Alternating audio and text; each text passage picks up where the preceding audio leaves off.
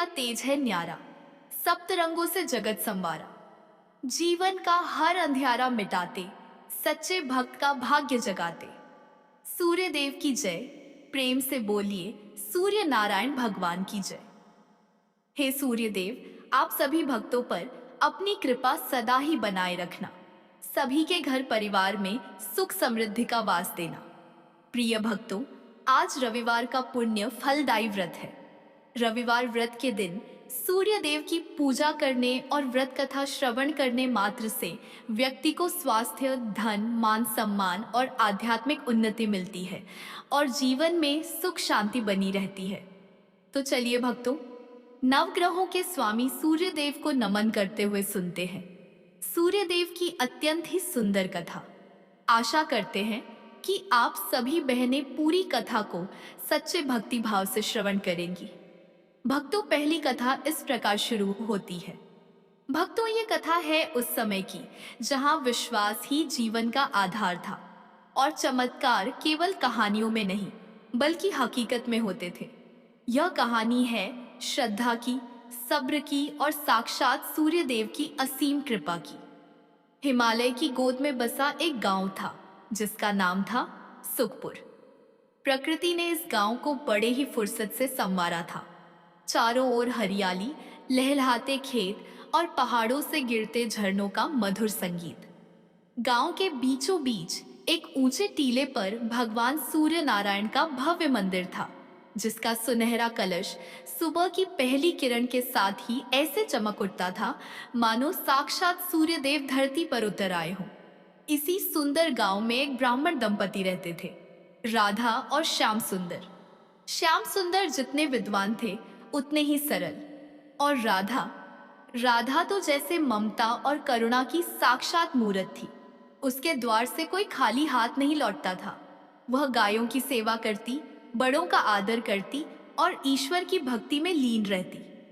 उनके पास धन की कमी नहीं थी, मान सम्मान की कमी नहीं थी, लेकिन उनके जीवन में एक सन्नाटा था जो उनकी सारी खुशियों को निगल रहा था।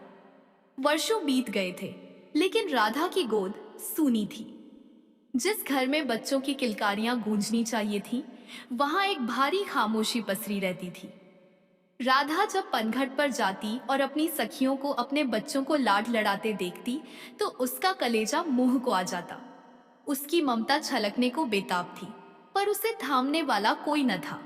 वह अक्सर मंदिर की सीढ़ियों पर बैठकर रोती और सूर्य देव से पूछती, हे जगत के पालनहार, तुमने सबको प्रकाश दिया, तो मेरे जीवन में यह अंधेरा क्यों? श्याम उसे समझाते, राधे, धैर्य रखो। ईश्वर की परीक्षा कठिन होती है, पर उसका फल मीठा होता है। लेकिन राधा का मन अब और प्रतीक्षा करने को तैयार न था। तभी एक दिन राधा के भाग्य ने करवट ली। शरद ऋतु की एक सुहानी सुबह थी। राधा मंदिर से पूजा करके लौट रही थी कि उसकी नजर मंदिर के बाहर बरगद के पेड़ के नीचे बैठे एक तेजस्वी साधु पर पड़ी। साधु के चेहरे पर सूर्य जैसा तेज था। उन्होंने राधा के उदास चेहरे को देखा और अपनी अंतर्दृष्टि से उसका दुख जान लिया। साधु ने स्नेहपूर्ण स्वर में पुकारा, बेटी, तुम्हारे पास सब कुछ है, फिर यह वैराग्य कैसा? क्यों अपनी आंखों में आंसू लिए घूम रही हो? राधा ने रोते हुए अपना दुख साधु के चरणों में रख दिया। उसने कहा, महाराज, मैं अभागन हूं, क्या मेरे भाग्य में मां कहलाने का सुख नहीं है? साधु महाराज मुस्कुराए और बोले, पगली, निराश क्यों होती है? संसार में ऐसा कोई ताला नहीं जिसकी चाबी ईश्वर के पास न हो। तुम सूर्य देव की भक्त हो, पर शायद तुम उनकी सबसे प्रिय उपासना से अनजान हो। क्या तुमने कभी रविवार के व्रत के बारे में सुना है? राधा ने नमे सिर हिलाया। तब साधु ने उसे वह रहस्य बताया जो उसके जीवन को बदलने वाला था। उन्होंने कहा, बेटी, रविवार का दिन साक्षात सूर्य नारायण का दिन है। यह व्रत न केवल सूनी गोद भरता है, बल्कि शरीर के समस्त रोगों का नाश कर घर से दरिद्रता को भी हमेशा के लिए विदा कर देता है। साधु ने विधि समझाते हुए कहा, ध्यान से सुनना राधा, इस व्रत का नियम संयम और पवित्रता है। रविवार के दिन ब्रह्म मुहूर्त में उठना, घर आंगन को लीप कर पवित्र करना, स्नान करके हो सके तो लाल वस्त्र धारण करना, क्योंकि लाल रंग सूर्य को प्रिय है। उगते हुए सूर्य को तांबे के लोटे से जल, लाल चंदन और लाल फूल डालकर अर्घ्य देना। और सबसे जरूरी बात, दिन में केवल एक बार भोजन करना, वह भी सूर्यास्त से पहले। और भोजन में नमक का त्याग करना। फीका नहीं, बल्कि मीठा भोजन जैसे गुड़ और गेहूं की रोटी या खीर का भोग लगाना। साधु ने जाते जाते एक चेतावनी भी दी। याद रखना बेटी, व्रत केवल भूखे रहने का नाम नहीं है। मन में किसी के प्रति बैर न रखना और दीन दुखियों की सेवा करना। क्या तुम यह कर पाओगी? राधा ने दृढ़ निश्चय के साथ सिर हिलाया। अगले ही रविवार से राधा ने अपना महाव्रत शुरू कर दिया। अब चाहे कड़कड़ाती ठंड हो या जेठ की तपती दोपहरी, राधा का नियम कभी नहीं टूटा। वह भोर में उठती, ठंडे जल से स्नान करती और पूरी श्रद्धा से सूर्य की उपासना करती। उसे देखकर ऐसा लगता मानो वह कोई तपस्विनी हो। श्याम भी अपनी पत्नी की इस तपस्या में उसके साथ खड़े रहे। धीरे धीरे राधा के चेहरे पर चिंता की लकीरें मिटने लगी और एक अद्भुत तेज झलकने लगा। लेकिन ईश्वर अपने प्रिय भक्तों की परीक्षा लिए बिना उन्हें अपनी सबसे कीमती वस्तु नहीं देते। राधा की परीक्षा की घड़ी भी आ गई। एक रविवार की बात है। राधा ने पूरा दिन निर्जला व्रत रखा था। शाम हो रही थी, सूरज ढलने को था। राधा ने अपने पारण के लिए बड़े प्रेम से गुड़ का हलवा बनाया था। उसे बहुत जोरों की भूख लगी थी। जैसे ही वह भोजन की थाली लेकर बैठी, द्वार पर एक कमजोर सी आवाज आई। माई, कोई है?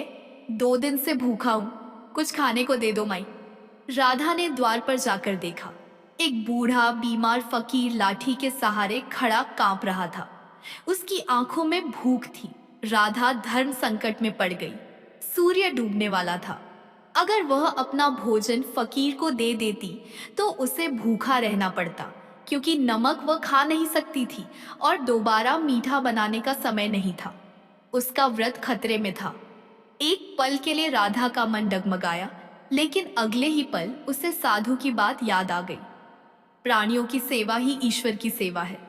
राधा ने अपनी भूख को भुला दिया। उसने मुस्कुराते हुए उस फकीर का हाथ थामा, उसे सम्मान से बैठाया और अपनी थाली उसके सामने रख दी। फकीर ने जब वह गर्म हलवा खाया तो उसकी तृप्त आंखों से निकले आशीर्वाद ने राधा के हृदय को भर दिया। राधा उस रात भूखी सोई, लेकिन उसे जो सुकून मिला वह किसी 56 भोग से भी बढ़कर था। फकीर ने जाते हुए कहा था, तेरा यह त्याग ही तेरी झोली भरेगा। और वही हुआ। उस रात राधा को स्वप्न में एक अलौकिक प्रकाश दिखाई दिया। उस प्रकाश के बीच 7 घोड़ों के रथ पर सवार साक्षात भगवान भास्कर प्रकट हुए। उनका तेज इतना था कि आंखें चौंधिया जाएं। सूर्यदेव ने कहा, राधा, मैं तुम्हारी तपस्या और कल की गई निस्वार्थ सेवा से अत्यंत प्रसन्न हूं। तुमने अपनी भूख से पहले एक अतिथि की भूख मिटाई। जाओ, तुम्हारा व्रत सफल हुआ। मैं तुम्हें वरदान देता हूं कि तुम्हारे घर एक ऐसा तेजस्वी पुत्र जन्म लेगा जो मेरे ही समान गुणवान होगा। सुबह हुई तो राधा का घर उम्मीद की रोशनी से भर गया और सूर्यदेव का वचन कभी खाली नहीं जाता। ठीक 9 महीने बाद एक रविवार के शुभ दिन राधा के घर एक सुंदर पुत्र का जन्म हुआ। उसका मुखमंडल सूर्य की तरह दमक रहा था। गांव वालों ने जब उस बालक को देखा तो सबने एक ही बात कही, यह तो साक्षात आदित्य है, और इसीलिए उसका नाम आदित्य रखा गया।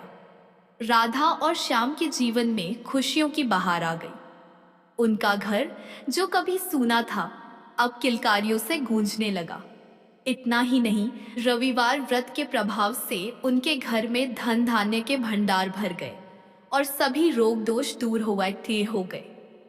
इस चमत्कार को देखकर पूरे सुखपुर गांव ने रविवार का व्रत करना शुरू कर दिया। लोग समझ गए कि सच्ची श्रद्धा और परोपकार में ही ईश्वर बसते हैं। गांव से बीमारियां गायब हो गईं और हर घर में सुख समृद्धि का वास हो गया। तो भक्तों, यह थी श्री रविवार व्रत की पावन कथा। यह हमें सिखाती है कि अगर मन में विश्वास हो और हृदय में सेवा का भाव, तो ईश्वर हमारी पुकार अवश्य सुनते हैं। जो भी मनुष्य श्रद्धापूर्वक रविवार का व्रत करता है, सूर्य देव उसके जीवन के अंधकार को मिटाकर उसे प्रकाश से भर देते हैं। आइए हम सब मिलकर हाथ जोड़ें और सूर्य देव से प्रार्थना करें कि जैसे उन्होंने राधा की गोद भरी, वैसे ही वे हम सबकी मनोकामनाएं पूर्ण करें। है कथा समाप्त हुई। प्रेम से बोलिए सूर्य नारायण भगवान की जय। प्राचीन समय की बात है, एक गांव में एक बुढ़िया रहती थी।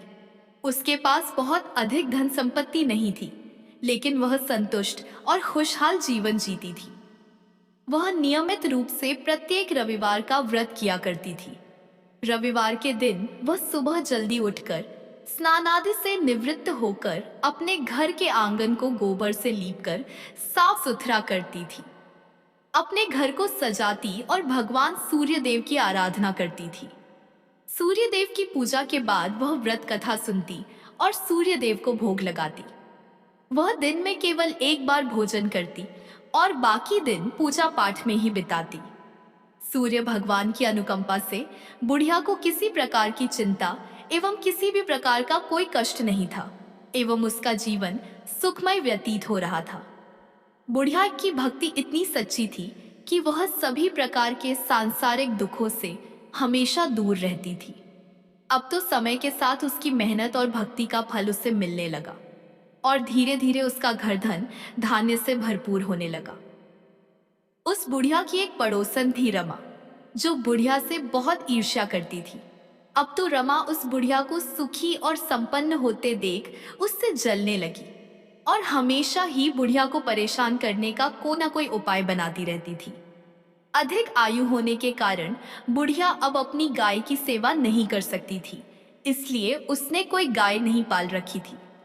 असल में बुढ़िया रमा के आंगन में बंधी गाय का गोबर घर लीपने के लिए ले आती थी, ताकि वह अपने घर को साफ सुथरा कर सके और सूर्य देव की पूजा कर सके। बुढ़िया की संपन्नता देख रमा को उससे जलन होने लगी। रमा को लगता था कि बुढ़िया के पास गाय तो नहीं है, फिर भी वह हर रविवार अपने आंगन को मेरी गाय का गोबर ले जाकर लीपती है, और यह बात रमा को बहुत खलती थी। एक रविवार को रमा ने अपनी गाय को घर के भीतर बांध लिया ताकि बुढ़िया को गोबर न मिले। बुढ़िया को इस बात का अंदाजा नहीं था। जब उसने देखा कि गोबर नहीं है तो वह निराश हो गई और अपने आंगन को लीप नहीं पाई। उसने उस दिन सूर्य देव की पूजा नहीं की और भोग भी नहीं लगाया।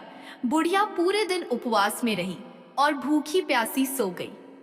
उसकी श्रद्धा और आस्था सूर्य देव के प्रति अडिग थी, लेकिन बिना पूजा के वह बहुत दुखी थी।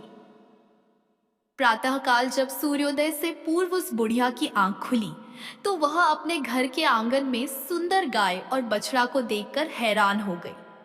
गाय को आंगन में बांधकर उसने जल्दी से उसे चारा लाकर खिलाया। रमा ने उस बुढ़िया के आंगन में बंधी सुंदर गाय और बछड़ा को देखा तो वह उससे और अधिक जलने लगी। तभी गाय ने सोने का गोबर किया। गोबर को देखते ही रमा की आंखें फटी की फटी रह गई। रमा ने उस बुढ़िया को आसपास न पाकर तुरंत उस गोबर को उठाया और अपने घर ले गई। इसके बाद रमा अपनी गाय का गोबर वहां रख आई और इस तरह वो रोज यही करने लगी। सोने के गोबर से रमा कुछ ही दिनों में धनवान हो गई। गाय प्रतिदिन सूर्योदय से पूर्व सोने का गोबर किया करती थी और बुढ़िया के उठने के पहले रमा उस गोबर को उठाकर अपने घर ले जाती थी और बहुत दिनों तक बुढ़िया को सोने के गोबर के बारे में कुछ पता ही नहीं चला। बुढ़िया इसी तरह हर रविवार को भगवान सूर्य देव का व्रत करती रही और कथा सुनती रही। लेकिन जब एक दिन सूर्य भगवान को जब रमा की चालाकी का पता चला तो उन्होंने तेज आंधी चलाई। आंधी का प्रकोप देखकर बुढ़िया ने गाय को घर के भीतर बांध दिया। जब सुबह उठकर बुढ़िया ने सोने का गोबर देखा तो उसे बहुत आश्चर्य हुआ। उस दिन के बाद से बुढ़िया गाय को घर के भीतर बांधने लगी। सोने के गोबर से बुढ़िया कुछ ही दिन में बहुत ही अधिक धनी हो गई। उस बुढ़िया के धनी होने से रमा बुरी तरह जल भुनकर राख हो गई और उसने अपने पति को समझा बुझाकर नगर के राजा के पास भेज दिया। सुंदर गाय को देखकर राजा बहुत खुश हुआ। उसने गाय को महल में ही रखवा लिया। सुबह जब राजा ने सोने का गोबर देखा तो उसके आश्चर्य का ठिकाना न रहा। अब तो बुढ़िया सूर्य देव से अपनी गाय वापस पाने के लिए प्रार्थना करने लगी।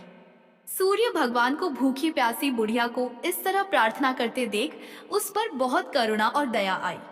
उसी रात सूर्य भगवान ने राजा को स्वप्न में कहा, राजन, बुढ़िया की गाय व बछड़ा तुरंत लौटा दो, नहीं तो तुम पर विपत्तियों का पहाड़ टूट पड़ेगा, तुम्हारा महल नष्ट हो जाएगा। सूर्य भगवान के स्वप्न से बुरी तरह भयभीत राजा ने प्रातः उठते ही गाय और बछड़ा बुढ़िया को लौटा दिया। साथ ही राजा ने बहुत सा धन देकर बुढ़िया से अपनी गलती के लिए क्षमा मांगी। राजा ने रमा और उसके पति को उनकी इस दुष्टता के लिए दंड दिया। फिर राजा ने पूरे राज्य में घोषणा कराई कि सभी स्त्री पुरुष रविवार का व्रत किया करें। रविवार का व्रत करने से सभी लोगों के घर धन धान्य से भर गए। राजनगर में चारों ओर खुशहाली छा गई। स्त्री पुरुष सुखी जीवन यापन करने लगे तथा सभी लोगों के शारीरिक कष्ट भी दूर हो गए। मित्रों, पहली कथा समाप्त हुई। बोलिए सूर्य भगवान की जय। जय जय सूर्यदेव। अब सुनते हैं सूर्यदेव की दूसरी कथा। प्राचीन समय की बात है। संतपुरा नगर में एक निर्धन ब्राह्मण रहता था। वह सूर्यदेव का अनन्य भक्त था। ब्राह्मण संसार के सुख दुख से परे केवल सूर्यदेव की आराधना में लीन रहता था। वह हर रोज सुबह सबसे पहले नहाता और सूर्य भगवान की पूजा करता और इसके बाद अन्य काम किया करता था। उसकी भक्ति इतनी गहरी थी कि उसकी सुबह की पहली किरण और शाम की अंतिम पूजा सूर्य भगवान को समर्पित होती थी। लेकिन भक्ति के इस मार्ग ने उसे संसार के कठोर सत्य व गरीबी से दूर नहीं किया। उसकी झोपड़ी टूटी फूटी थी और पेट भरने के लिए घर में एक समय का भोजन भी नहीं हो पाता था। उसकी पत्नी रोज उसे ताने देती कि दिन भर पूजा करते हो लेकिन घर में चूल्हा जलाने को अन्न तक नहीं होता है। भला कहीं भक्ति से पेट भरता तो क्या ही बात होती। ब्राह्मण हर रोज अपनी पत्नी की बातें सुनता लेकिन अपनी भक्ति से डिगता नहीं था। उसके पड़ोसी भी उसे निकम्मा कहकर अपमानित करते थे कि सारा दिन इधर उधर घूमता है, जैसे कोई बड़ा तपस्वी हो। अब धीरे धीरे इन तानों और उपेक्षाओं ने उसके मन को गहराई तक आहत करना शुरू कर दिया था। एक दिन उसने निर्णय लिया कि अब इस संसार को छोड़कर केवल सूर्य भगवान की शरण में चला जाऊंगा। इसके लिए ब्राह्मण ने अगली सुबह जल्दी उठकर स्नान किया, पूजा की सामग्री ली और जंगल की ओर चल पड़ा। चलते चलते उसे एक निर्जन स्थान मिला जहां एक सूखा हुआ पीपल का पेड़ और एक लगभग सूखा हुआ तालाब था। ब्राह्मण ने सोचा, यही स्थान मेरी भक्ति के लिए उपयुक्त है। उसने पीपल के नीचे बैठकर सूर्य भगवान की आराधना शुरू की। पूजा समाप्त होने पर उसने तालाब से थोड़ा सा पानी लिया और सूर्य भगवान को अर्घ्य दिया। जैसे ही पानी बहकर पीपल की जड़ों और तालाब में पहुंचा, एक अद्भुत चमत्कार हुआ। सूखा हुआ पीपल हरा भरा हो गया, उसकी शाखाएं हरी भरी पत्तियों से भर गई। वहीं तालाब स्वच्छ जल से भर गया। जब ब्राह्मण ने सूर्य देव की आवाज सुनी तो वह घबरा गया और सोचने लगा कि इस पीपल में कोई भूत रहता है, जरूर वही मुझे आवाज दे रहा है। और ब्राह्मण बिना कुछ कहे वहां से लौट गया। अब तो हर रोज जब ब्राह्मण पूजा करता तभी उस तालाब से आवाज आने लगती। रोज यह सुन सुनकर वो चिंतित होकर दुबला होने लगा। ब्राह्मण की पत्नी कभी कभी उससे मिलने जंगल में जाती थी। एक दिन उसने अपने पति से पूछा, आप दिन पर दिन दुबले हुए जा रहे हैं। उसने अपनी पत्नी को सारी घटना कह सुनाई। उसकी पत्नी, जो सामान्यतः उसे ताने देती थी, इस बार अपने पति की बात सुनकर गंभीर हो गई। उसने कहा, यह कोई भूत प्रेत नहीं है, यह स्वयं सूर्य भगवान है, जो तुम्हारी भक्ति से प्रसन्न होकर तुम्हें वरदान देना चाहते हैं। ब्राह्मण ने चिंतित होकर पूछा, लेकिन मैं उनसे क्या मांगू? मेरी मांग छोटी हो तो जीवन भर पछतावा रहेगा, और अगर मैं कुछ भूल गया तो? पत्नी ने मुस्कुराते हुए कहा, तुम्हें उनसे यह मांगनी चाहिए कि नौखंड के महल में सोने के पालने में अपने पोते को झूलते हुए अपनी आंखों से देख सको। इससे तुम्हें धन, संतान, सुख और दीर्घायु सब कुछ मिल जाएगा। अगले दिन ब्राह्मण ने उसी स्थान पर जाकर सूर्य भगवान की पूजा की। पूजा के अंत में सूर्य भगवान फिर प्रकट हुए और बोले, हे ब्राह्मण, अब बोलो तुम्हारी क्या इच्छा है? ब्राह्मण ने साहस बटोरकर वही शब्द कहे जो उसकी पत्नी ने सिखाए थे। सूर्य भगवान मुस्कुराए और बोले, तथास्तु, तुम्हारी मनोकामना पूरी होगी। जब ब्राह्मण घर लौटा तो उसने देखा कि उसकी टूटी फूटी झोपड़ी की जगह एक विशाल और भव्य महल खड़ा था। महल के चारों ओर दास दासियां कार्य कर रही थीं। अंदर से उसकी पत्नी सुंदर वस्त्रों और आभूषणों से सजी हुई बाहर आई और बोली, स्वामी, यह सब आपकी भक्ति का फल है। सूर्य भगवान ने आपकी मनोकामना पूरी कर दी। ब्राह्मण ने विस्मित होकर पूछा, इतना धन लेकर हम करेंगे क्या? पत्नी ने उत्तर दिया, हम इसे धर्म और परोपकार के कार्य में लगाएंगे। यज्ञ, हवन और दान पुण्य से ही इस धन का सही उपयोग होगा। और इस प्रकार से ब्राह्मण की ख्याति शीघ्र ही नगर भर में फैल गई। जब राजा को इस बात का पता चला तो उसने ब्राह्मण को अपने दरबार में बुलाया और पूछा, कल तक तो तुम्हारे पास खाने को अन्न नहीं था, आज यह वैभव कहाँ से आ गया? क्या तुमने चोरी की है? डर के कारण ब्राह्मण ने पूरी घटना विस्तार से राजा को बताई। राजा ने कहा, क्या सूर्य देव मेरी मनोकामना भी पूरी करेंगे? मेरे पास सब कुछ है, परंतु संतान सुख से वंचित हूँ। ब्राह्मण ने राजा को सूर्य भगवान की आराधना की विधि बताई और राजा ने पूरे नियम और श्रद्धा से सूर्य भगवान की पूजा की। कुछ ही समय बाद सूर्य भगवान ने राजा को एक तेजस्वी पुत्र का आशीर्वाद दिया और इस प्रकार से सभी लोग सुखपूर्वक जीवन व्यतीत करने लगे। मित्रों, इस कथा से हमें यह सीख मिलती है कि सच्ची भक्ति में अद्भुत शक्ति होती है। भक्ति का मार्ग कठिन अवश्य है, परंतु यदि श्रद्धा और समर्पण सच्चा हो तो ईश्वर की कृपा से असंभव भी संभव हो सकता है। ब्राह्मण की निष्ठा और विश्वास ने न केवल उसे सुख समृद्धि प्रदान की, बल्कि संसार को यह संदेश भी दिया कि धर्म और परोपकार से ही सच्चा जीवन संभव है। कथा समाप्त हुई। बोलिए मित्रों, सूर्य नारायण भगवान की जय। अब सुनते हैं अंतिम कथा, सूर्य नारायण भगवान और रानी संज्ञा की कथा। एक समय की बात है जब सूर्य नारायण भगवान अपनी पत्नी रानी संज्ञा के साथ सुखमय जीवन बिता रहे थे। एक दिन रानी संज्ञा के मायके से संदेश आया कि उन्हें अपने पीहर आकर कुछ समय बिताना चाहिए। रानी संज्ञा का मायके जाने का मन नहीं था, लेकिन सूर्य भगवान ने उन्हें समझाया और आग्रह किया कि वह मायके जाए।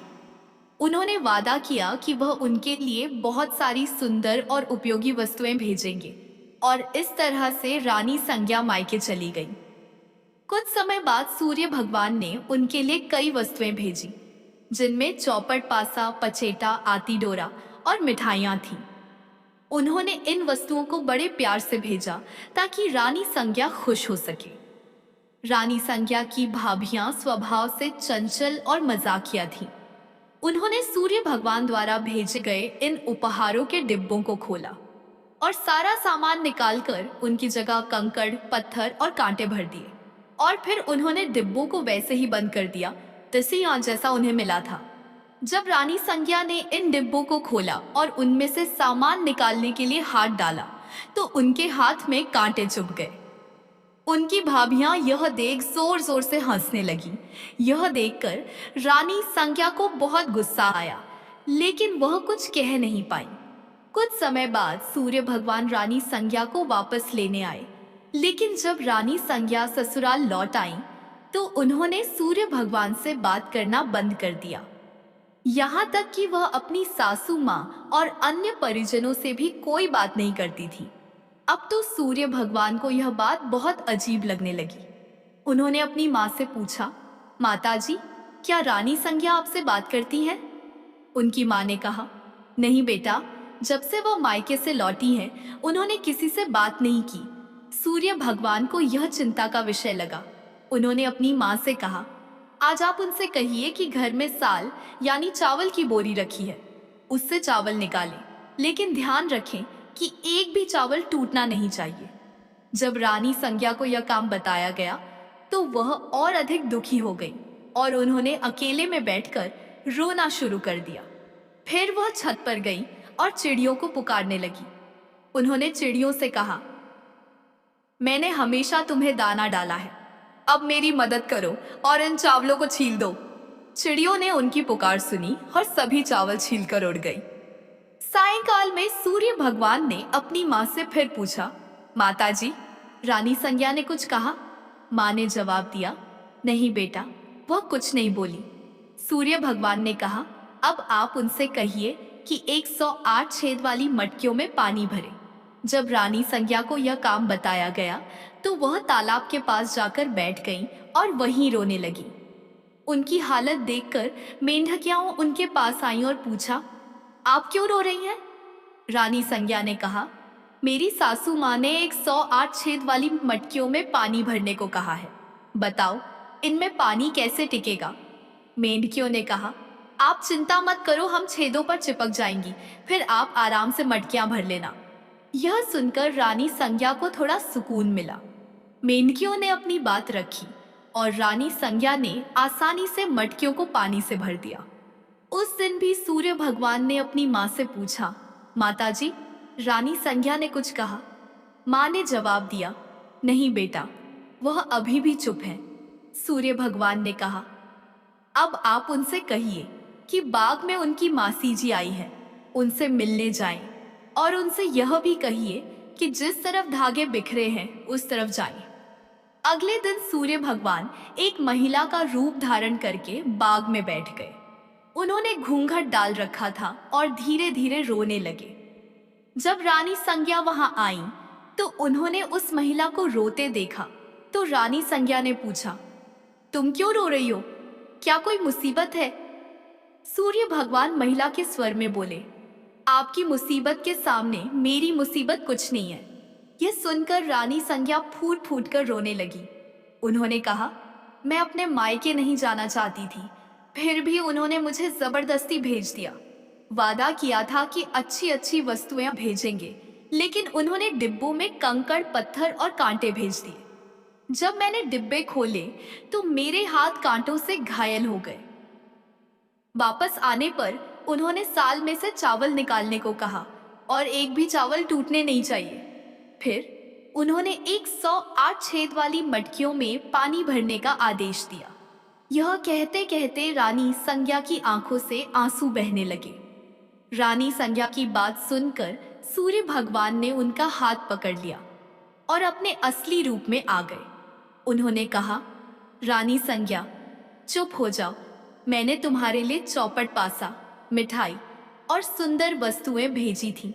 यह सब तुम्हारी भाभीियों का मजाक था, मेरी कोई गलती नहीं थी। अगर तुमने यह बात पहले ही बता दी होती तो तुम्हें इतनी मुसीबत नहीं झेलनी पड़ती। सूर्य भगवान की बात सुनकर रानी संज्ञा को राहत मिली और उन्होंने सूर्य भगवान को क्षमा कर दिया और सूर्य देव रानी संज्ञा के साथ खुशी खुशी रहने लगे। मित्रों, यह कथा हमें यह सिखाती है कि धैर्य और सहनशीलता हर परिस्थिति में हमारा साथ देते हैं। इस कथा में प्रकृति के जीव जंतुओं जैसे चिड़ियों और मेंढकियों ने रानी संज्ञा की मदद की, जिससे यह संदेश मिलता है कि जब हम दूसरों के लिए अच्छे काम करते हैं तो संकट के समय वे भी हमारी मदद करते हैं। कथा समाप्त हुई। बोलिए बहनों, सूर्य नारायण भगवान की जय हो।